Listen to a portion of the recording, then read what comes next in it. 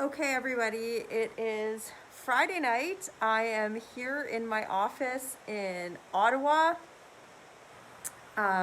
It's been a crazy week. We are dealing with the fact that the European Union has just said that they're going to potentially put exports on vaccines or export restrictions on vaccines. That's a huge problem for Canada. Most of our vaccines are manufactured in the European Union. The Prime Minister put really extreme new restrictions on Canadians today without really having an end date or talking about any sort of metrics on how we're going to get through the COVID-19 pandemic. My staff and I'm in the office tonight. I'm wearing a mask because we're working late. I've got other staff here. We're being compliant with all of the public health rules, but I need your help. It's Friday night. We were just about to think about, okay, we have to meet tomorrow. We're preparing for meetings next week with the health ministers, the procurement minister at our committees.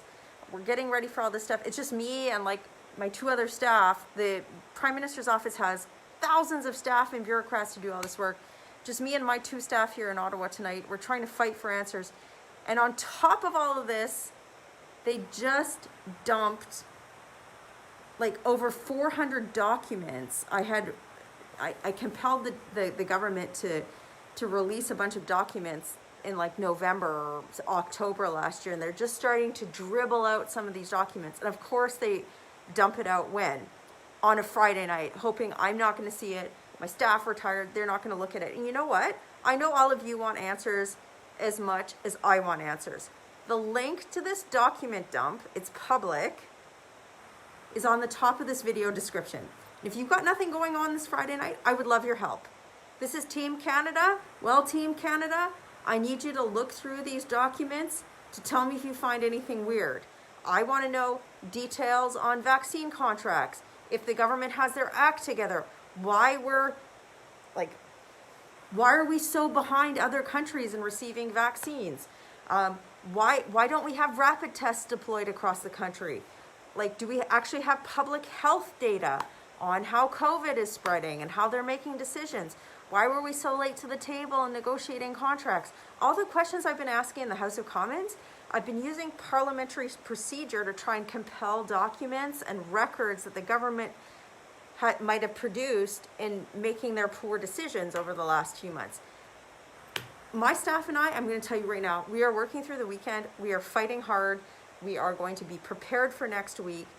The government isn't going to catch us unaware, but I'm going to tell you right now, there's literally 3 of us in the office, and we're going to work all weekend, but the government is counting on us not having any help.